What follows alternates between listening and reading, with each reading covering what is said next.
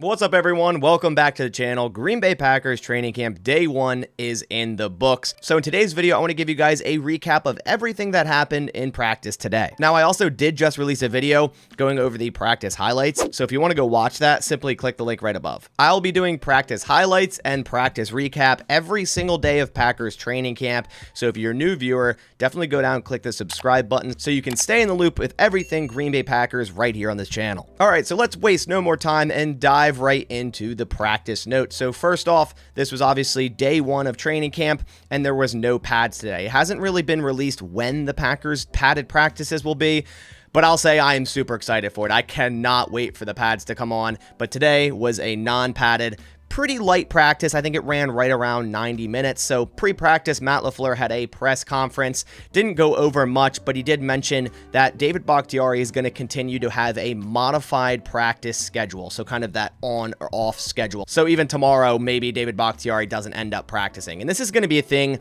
for the remainder of his career. As long as it keeps him healthy, he doesn't need to practice 100% of the time. He's one of the best left tackles in the NFL, even if he doesn't practice 100% of the time. And if that works for him and he remains healthy and he can remain at left tackle for the Packers, then so be it. Matt LaFleur also released what Grant DuBose's injury was. We saw him not practicing during OTAs and minicamp. Then last weekend, he was placed on the NFI. It was undisclosed, but Matt LaFleur released he is going through a back injury, and he said he should be ready to go at some point during camp. Kind of related it to Christian Watson last year, where he wasn't ready for the first portion of camp, but came in about midway through. As for other injury updates today, last night we saw safety Tarvarius Moore and safety / linebacker Tariq Carpenter, whatever you consider him as, placed on the NFI. That was announced it is due to a illness, so no actual injury, just a illness there. Tackle Caleb Jones was also out of practice today with an illness, so probably some sort of bug going around. Tight end Cameron McDonald was also in the NFI, but he was practicing today. That was likely the illness as well, so he's no longer on the NFI, and he was practicing today. And then also a roster move. We saw last night the Packers signed wide receiver Cody Crest. I made a video about it late last night. At that point, there was no corresponding move. The corresponding move today was they released wide receiver Jeff Cotton, who was already on the PUP. So he wasn't going to be active to start training camp. They brought in a wide receiver with a ton of athletic ability, also a fast wide receiver. Jeff Cotton was a fast guy as well, and pretty much replaced him with a guy that's healthy right now. So now let's go over the offensive notes, who started on offense, who was with the second team, and also the key takeaways from today's practice. So the starting offense wasn't a surprise at any position, really. Jordan Love at quarterback, of course.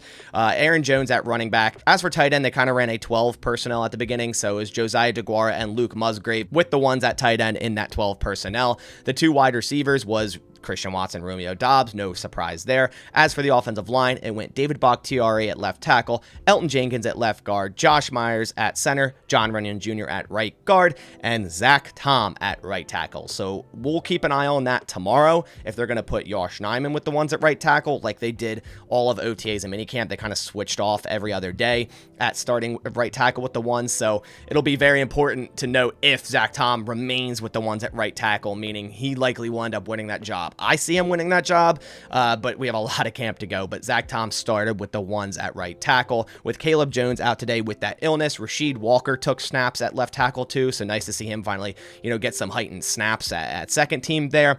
Josh Nijman was, of course, at right tackle too, but also took some snaps at left tackle. We know he has that versatility there. Jake Hansen, who just returned off PUP, is center too. So Zach Tom is starting at right tackle, so obviously he's not going to be center too. So that was Jake Hansen, but Zach Tom got reps at center 3 with the third team. But I believe if Josh Nijman's starting at right tackle, Zach Tom will be at center 2 over Jake Hansen. As for quarterback, Danny Etling took reps with the 2s at quarterback today, and that makes a lot of sense. The dude has a lot of experience in this Packers offense. I think this is his 3rd year for this Packers offense, whereas Clifford and Alex Magoo are brand new to the system. So it makes sense to see early on Danny Etling with the 2s. That doesn't mean he's 100% going to be the second quarterback. Honestly, I think it's going to be one of Clifford or Magoo, but we'll see what happens. Another thing that was pretty important on offense was they rotated all top 4 tight ends with the ones. So Luke Musgrave, Tucker Kraft, Josiah DeGuara, and even Tyler Davis got snaps with the ones. So it seems like the Packers right now are in that early stage, seeing what they have with their 4 main tight ends. In my opinion, 4 roster locks. Those 4 4 tight ends I think are definitely making the roster. You might say, well, how do you think Tyler Davis is definitely making the roster? Well, that's because of his special teams capability, and I think the Packers value that now a lot. So these 4 guys I think are making the roster, and the Packers are seeing what each of them have capability-wise on the offense. As for the offensive notes, it was definitely a rusty day for their offense. I mean, it's training camp day 1. They did struggle a decent bit. Their first snap on offense in team portions was a fumbled snap. Welcome to camp. Love's first completion of 2023 training camp as QB1 was to Josiah DeGuara. As for the running game, not much was working in the running game today. The defense did really well at stopping the run. There was a few nice runs by Aaron Jones, but other than that, the defense did a really good job there. 5th-round rookie Tay Wick showed his blocking capability today in practice. That will definitely earn him snaps. We know how the Green Bay Packers love their blocking wide receivers, and after losing someone like Allen Lazard, you know, if Dontavian Wicks is a really good blocker, he could definitely get a lot of snaps on this offense. Christian Watson kind of struggled with some drops today. Not much to read into that. I still think Christian Watson is fine. He did kind of have a drop issue last year. Definitely gonna have to clean that up, but I still see him as a breakout candidate at wide receiver this year. And just like OTAs and minicamp, Jordan Love continued to look Romeo Doubs' way. This is definitely right now his favorite target. It seems like a lot of plays Jordan Love is looking Romeo Doubs' way first, and Romeo Doubs is getting open and catching the football, so it makes sense. That connection has been building early on with OTAs and minicamp, and it continues to build day 1 of training camp. Rookie tight end Luke Musgrave was already being used vertically. He pretty much got wide open up the middle of the field, although Love underthrew him and it ended up being broken up. So definitely gonna have to get on the same page there, but it's nice to see the Packers already using Luke Musgrave up the middle of the seam like they should be doing. As I said, the offense seemed a bit rusty to start training camp. Love did do a good job navigating the pocket when there was pressure when it was needed, but the success for the offense today, if you were to take anything out of the offense today that was a success, was the passing offense finding the middle of the field, which I love to hear. I feel like the Packers under Aaron Rodgers rarely use the middle of the field, a lot less than they should have, and Love's best throw today was a throw across the middle of the field, a nice sidearm throw to end practice. This is more a Torre. Overall, the defense definitely had the offense's number today. Now moving over to the defense, first let's go over the starters and who worked with the twos and whatnot. Firstly, very interestingly enough, John Garvin was working with the defensive lineman now, which makes sense. He was probably edge number 7 or 8, so if there's any chance of this guy making the roster, which I still don't see, I guess they're just trying to throw him at defensive line. It reminds me a lot of Warren Burks. I think the Packers are just like, let's see what this guy can do anywhere, and hopefully he'll catch on at some spot. I don't see him making the roster as an edge, and I don't see him making the roster as a defensive lineman. Moving on to the starters on the defense, they opened up in their base 3-4. So the defensive linemen were Devontae Wyatt, TJ Slayton at nose, and Kenny Clark. No surprise there. I think those are the 3 starting defensive linemen to start the year.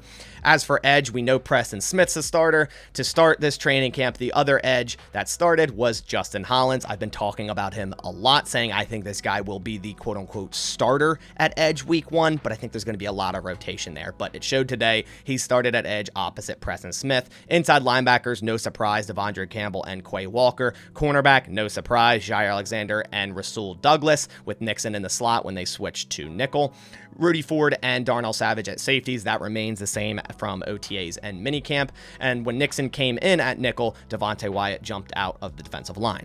Both Lucas Van Ness and Kingsley Enagbare worked with the twos at edge. No real surprise there. I think those 3, including Hollins, they're going to get a lot of rotation through training camp, preseason, and even into the regular season. Ennis Gaines got snaps with the slot with the number 2s, so it seems like he's getting snaps over someone like Shamar Jean-Charles at slot with the 2s, and it feels like the Packers really like him in that spot. Although he's a safety, they like playing him in that nickel role, that star role, and he did get some snaps at safety as well. So it seems like the Packers really like Ennis Gaines' versatility, and that bodes well for him, potentially making this roster as like a dark horse guy for this 53-man roster. As for the second team safeties, it was Donald Levitt and John Owens. Don Levitt finally getting some practice reps in with Tarvarius Moore on the NFI with that illness. Moving on to the defensive notes for the team portions, the starting defensive line came to play today. A really nice day by the entire defensive line, especially the starters. Kenny Clark, TJ Slayton, and Devontae Wyatt all had explosive pressures early. I have high hopes for this defensive line.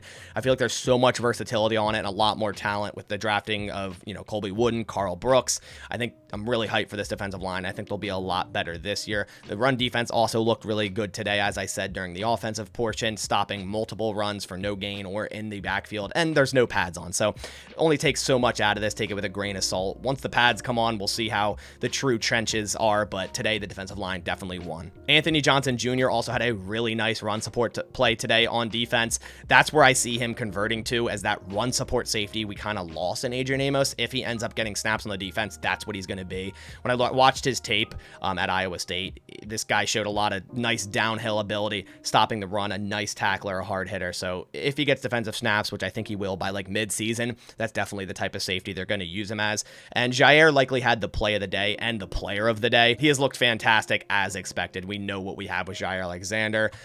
Kenny Clark and Devondre Campbell also with really nice days. So those top three guys were probably the top three guys of practice for all of offense and defense. It was three defensive guys with Jair, Campbell, and Clark. It was definitely a defensive win day. Like I said, it was really rusty for the offense, but that happens. It's going to switch back and forth. We saw last year the defense won pretty much all of training camp and still struggled during the regular season. So it doesn't mean too much. But at the end of practice, Matt LaFleur had the entire offense do push-ups, so it was very clear that the defense won the day. Quickly going over some special team notes, have some kicker stuff here. It was a windy day at practice today, and Daniel Carlson still went 5 of 6 on field goals, only missing a 44-yarder. But that does it for day 1 Packers training camp recap. There is another practice tomorrow, so be on the lookout for multiple videos on this channel as well tomorrow. Then the Packers are off Friday, back at practice Saturday, off Sunday, and we start next week on Monday. I'm super excited for when the pads come on. I cannot wait for that to happen. Then, of course, getting into preseason. This is just such a hype and different training camp than we're all used to seeing. And I'm just ready to finally see some actual 100% action when the pads are on and the preseason game. But that about does it for this video. If you guys enjoyed, please leave a like down below to show me that you like this sort of video. But I'll catch you on the next one. Thanks for watching. And as always, go Pack Go.